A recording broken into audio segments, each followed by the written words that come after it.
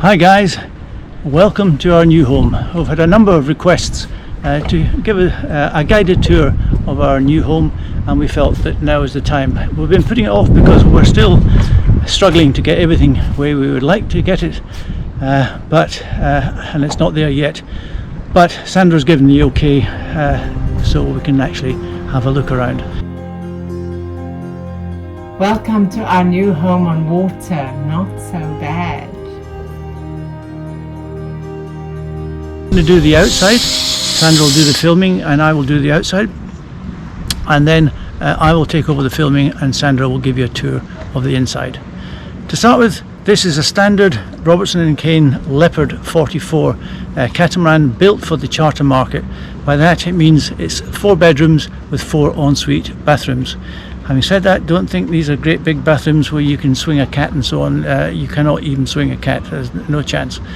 So you'll see that as we go around. So let's start the tour, okay Sandra? Yes, let's go. Right, you take the camera and we'll start right here. Under our feet here are the engine rooms. There are 2 engines, one at the back of each hull. Port hull and starboard hull over there.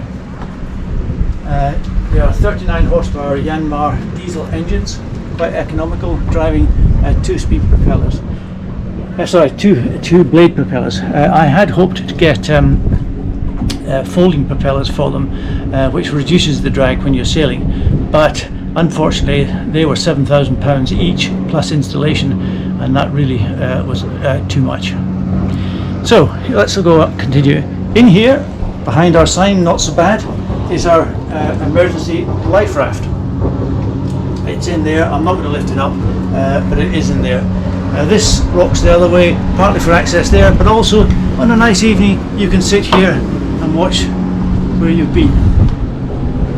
We also have our dinghy here, which you have seen before in the previous videos, and also our new engine, both engine and dinghy brand new. Unfortunately, I had thought that the dinghy and the engine came with the yacht in the contract. I was wrong, and that was rather more expensive than or an expense that we hadn't expected to have to fork out. So there we go, learning a lesson for you. Under here is the gas locker. We have 2 gas bottles and some spare parts. And that is all the cooking gas that we have, which is why I want to use electricity as much as possible, because with the solar panels that we've had fitted, we'll come to that in a minute, but those of you who have been watching will have seen those already. Out here we have a sitting area. Table sits about 8 or something like that, comfortably more than enough for us. Under here is another locker, and here under the chair at the table, and this quite large locker is our lithium ion battery set. It's a slightly odd configuration in my view. Each cell consists of 4 individual little cells.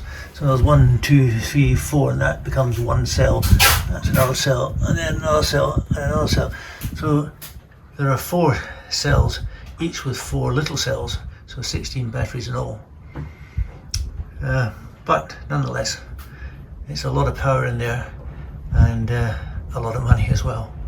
So that's our lithium ion batteries. Moving up here, this is the cockpit station. This is where the yacht is sailed from,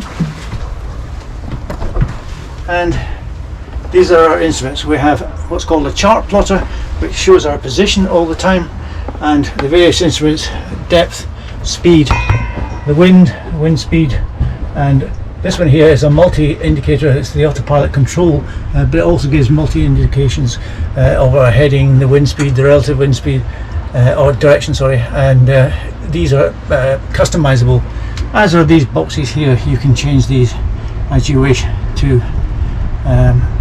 different things, and you can change each parameter as well. So down here there are 2 engine instruments, RPM gauges and stop-start gauges. We've had these keyed ignitions put in because prior to that anybody could just walk up, put the power on and start the engines and walk away. and there was no way of stopping that other than by completely depowering them from inside, which seemed a little unnecessary. Okay, let's move forward. As you can see, there's nice wide walkways, although it is easy to trip over the hatches or fall down them if they're open, so care is required.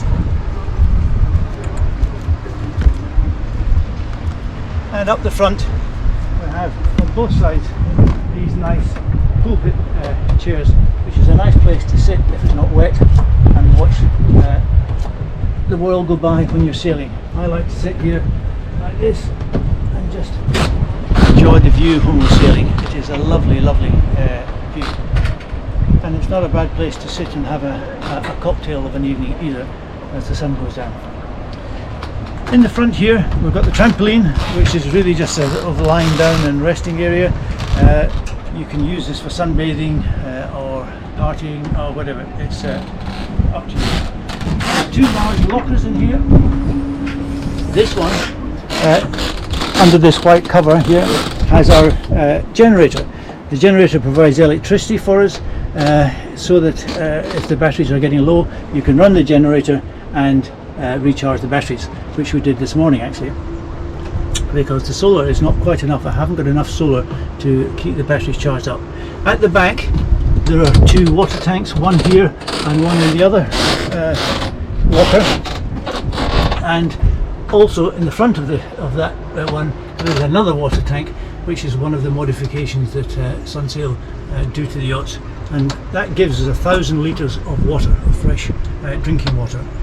There's lots of space in here for storage. You can see I have a whole bunch of engine spares down here. We've got a hose which we haven't even opened or used yet because we have the water meter, and essentially we don't really need it, but there are times when you might possibly need it. In the middle is the controller for the anchor. It's an electrically controlled gizmo, and you just press the button up and down, but currently you have to have the port engine running. I'm trying to get a modification done to it so that we can run it without the engine running. And then, oops, we've dropped it. Currently we're not using the anchor because we're on a buoy, so we're tied onto this buoy, as is everyone else here. You're not allowed to anchor because of coral and so on, so we're all tied up to buoys. There's this forward sitting area, which I find is a very useful place to sit. Usually the wind is coming in from the front, even when you're at anchor or when you're sailing, the wind might be coming in from the front. We have 2 tables here that sit like this, and same again on this side, and you can either put your drinks on there or your meal and sit here and eat. Under here there's a huge locker, and we have got 22, I think it is, or maybe 24 6-litre water bottles that we're in the process of filling up with rainwater to provide us an emergency backup supply. We've got 1,000 litres in the front, as I've just said, and we've got a water maker that makes 100 litres an hour. But if we were to lose electricity, the water maker won't work. So the one thing you cannot do without in life is water. So off the outside, I didn't mention upstairs we've got solar panels, but those of you who've watched episode 2 and 3, I think will know that we've got solar panels on the roof. The problem with solar panels is that ideally they would follow the sun, but of course these are fixed, so they don't follow the sun, and I've been pretty meticulous about moving the boom across to get the shadow of the boom and the sail bag off from the panels themselves, but at some stage the sun goes too low and the glancing angle means that they don't produce very much electricity at all. The other thing, of course, outside that we've had done, obviously we've had the name put on there. I had that done solely because the Sunsail logo was still visible after they'd taken off their stitched on piece of canvas, it still said Sunsail, and it was pretty ugly. So as a result, another expense that I hadn't intended, we had those made and put on the sail bag. And of course, you've seen the canvas. We've had the whole cockpit area covered. We've also got the whole back area covered down here. The weather's so nice, we've had them rolled up, although it did pour in the night, but nonetheless we've got them rolled up to let more fresh air in and make it light and airy. Okay, Sandra, that was the outside of the yacht. We've just about got to the inside, but you wanted to point out... Hi, good afternoon everybody. Yes, you know, I've moved on water now, so our home is on water, and yes, I just wanted to share with you how we live every day. Just to introduce you, this is the area we spend most of the time, like John explained earlier. I've got my basil, which we're growing, which is growing very nicely. We've got our veggies, which we carry in these little fresh bags, which keeps it fresh. You know, and we can store them outside. Yeah, our other veggies we keep backup storage. Yes, and we have these cool boxes to go backwards and forwards to the supermarket because it's so hot here. Things either defrost or get hot very, very quickly. So we bought these boxes so that we could transport stuff backwards and forwards from the supermarket. But Sandra is also being very optimistic, and I thought I'll grow some tomatoes and some peppers, which we'll try out and see how it goes along the way. Right in front of it is our mosquito repellent options, which we need occasionally, more regularly than occasionally. So it's just those coils, but I've never seen these before. The coil goes inside and you put the top on, and the coil sits on its usual little thing inside. Yeah, quite like neat. That. Yeah. It doesn't smell very favourable, but it keeps, sometimes it keeps the mosquitoes away. Yes. So coming to our little kitchen, yes, our little welcome area. This is our little saloon, which we can seat up to about 6 to 8 people. My famous teapot, which I brought along travelling with us, which belonged to my mother, who turns 95 in October. When we were little, we were not even allowed to touch the teapot because it was really very, very precious to her. So that's travelling with us. And yes, you know, there's a lot of junk around. Trying to make it a little more homely. And we're trying to add some homely feeling. We've got our dictionaries, we've got our pictures out, our books, our hats, etc. But most important is the kitchen area. We've got quite a bit of space, pots and pans, our little oven. At least you can do roast chicken for Sunday. And pots and pans and storage area, which is quite adequate. Got our toaster, mixers, kettle, everything you need. And we've got another cupboard up here with glasses and teacups and stuff like that. All the rooms are also fitted with fans, which help to circulate the air when it gets a bit hot and stuffy. Yeah, okay, as you know, on the yacht we have very limited space, and you have to make sure that your items are packed in a way which is protected with bad weather or waves, and if it bounces around. So we try to keep it sort of very clicked up, secured in plastic containers, and as best possible. Our produce we've got nicely secured in the floor for backup produce, which is quite neat to make sure we don't starve. All our dry items, rice, spaghetti, pasta, and dry items that we can ensure that we have plentiful of during our journey. Let me take you down. We've got a freezer, big freezer, to stock up with our produce as well, and a big fridge at the bottom. It's a problem to open, so I'm not opening it. So I'll just take you down to the little baby palace, a really, really little palace. For everybody who thinks luxury on the yacht, let me tell you, the space is very limited. So let us take you through to our little bedroom. Very, very, very tiny, limited, but we made it as homely as possible. Yes, Sandra's been very busy making this looking like a little hole. Yeah. Pictures of us at the wedding and so on and so forth, and other bits and pieces of essentials. We also have cupboard cupboards. space is very limited. Mr. Warnock has obviously taken priority of the best space in the house. He deserves it. This He's the wasn't big captain. enough for Sandra, so she rejected it. He's the captain in the house, so let it be. We also have more. Most important, The storage under the bed, which we haven't utilised in this room at all yet, and then there's storage at the bottom of the bed here, where we've got one or two things at all the our moment. backup and toiletries, stuff toilet like that. paper, extended toilet, Then quite a there's bit of space. big cupboards. Most important, my life jacket. When I jump out of bed, I want to get to my life jacket. So that's important. Guests who want to stay, don't worry. We've got enough life jackets for everybody, and we hopefully will not have to use it. Okay, our tiny little shower facilities, wash basin, toilet. Shower here, and then I have to go into the things. So show you the toilet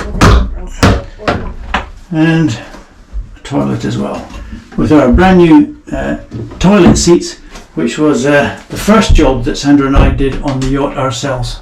We decided that the toilet seats were a bit old and past the sell-by date, and we did consider sanding them down and repainting them, because they're quite nice toilet seats. They're solid wood and really old. They needed a lick of paint. The screws are a bit rusty and everything, and sand. And here we have the first toilet seat replaced. Brand new toilet seat, and all good to go. Excellent. I only hope that all my jobs are as easy as this, but I doubt it.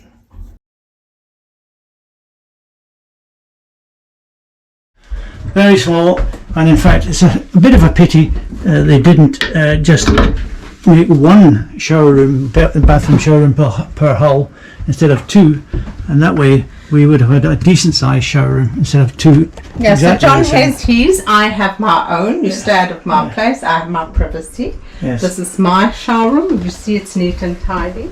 His and hers toilets and washrooms, and we have spare his and hers toilets in the other bedroom. This is our second bedroom, which we've utilised for all John's suits and trousers and you know, best dress. That's we've got stored there. And your huge suitcases away at the front there. Yeah, well, This we should say this is a double bunk, but it can be separated like this. This bit goes in, and then there's a cushion to go in there to make it into a double bed. But it can be configured like this to make it into sort of like two single beds. And then the bit at the front is supposed to be a kiddie's bed. It's slightly short. It's just about 6 feet, I think. And it's supposed to be a kiddie's bed, but we are only ever going to use that, I think, for storage on both hulls. Under this one here, there is storage as well on both sides. Lots of storage we haven't filled up. We were looking for some hanging shelves. We've failed miserably to find hanging shelves, and we've ended up buying this set. And we haven't quite decided what we're going to do with them.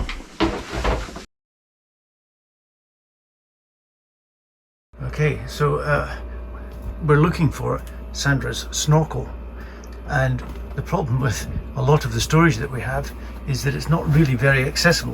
This is under the front bunk in what we call the storage room, the front bed in the storage room, and this my sailing bag is in there, my suitcase is in there. I don't know if you can see, my suitcase is in there. Just move that somewhere. Just move that somewhere. Just move that. My suitcase is down there. We've already taken out this suitcase and these three life buoys, rings or whatever you call them. So they're all in there under the bed. So the amount of storage under the beds is really immense. But of course the problem is it's not very accessible, not very accessible at all. There is the front kids bunks, if you like, on top, behind Sandra's head. The cushions there are the mattress for the bed that all this stuff is sitting on, and under that is our golf clubs. golf clubs are there. Golf clubs are there, yeah. And John's 295 trousers and shirts are there as well.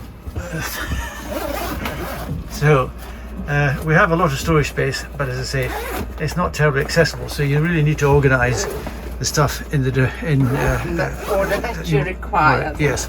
This So is empty. This is going back down into the dungeon. so that you don't have to access this on a daily basis, because it's not really very easy. Right. This is the freezer that we bought. It can either be set up as a fridge or a freezer. Sandra's opening my suitcase. I think you can hear. We've got it set up as a freezer because we were concerned that the supplied fridge freezer was not reliable enough. It wasn't freezing anything, although it is now. It seems to have been fixed by the guys at Sunsail. But it was an issue for us because if we lost all our cold, frozen and cold fresh stuff, it would be a real issue for us. So in the end, I wanted a backup system, and this is the backup system. And of course, Sandra being Sandra, she said, "Oh, that box might be useful. We better keep that." So we've got the box it came in as well, and it's proving to be very handy as storage space. Anything else you want to add, madam? Yes, just not forgetting we kept a bit of, very important, everyone. Oh, yeah. We've got our personalised first aid kit, which has got everything inside that we might need in the event that we take ill, if we have diarrhea, if we've got an itch, or we've got a cut or whatever. We had a very fine doctor or physician or pharmacist yeah. who put this together in Thailand, Yeah. and he had done an amazing job by covering everything that is required as per the requirements of the insurance as well for traveling abroad. So that's a very important part of our travels as well. Yes, and then John will point out another very important item. In episode 3, I think you saw our EPIRB, our emergency position indication radio beacon, which is now mounted, as I said, on the wall just by the door, so that as we escape we can grab it and go. Our Dan boy, although I don't have it in the bag because we're not out at sea, as you've seen also in episode 3, I've mounted the Dan boy holder on the rail to the starboard side next to the aerial for our satellite controller. So that wraps up our little tour with our little home on the water, right? And it's very comfortable and it's very relaxing, and we are happy. Thank you for watching. Bye. We hope you enjoyed our brief tour of our new home on water. And we hope you'll give us a thumbs up, hit the subscribe button and the bell to join us in future episodes. In the next episode, we start to move on board. Hard to believe it, but we have this amount of stuff every day we come.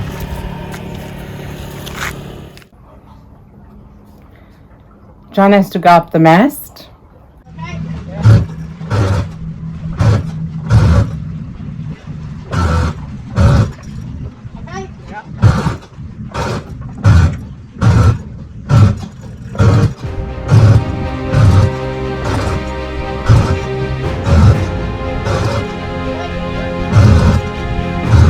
And we start our shakedown cruises.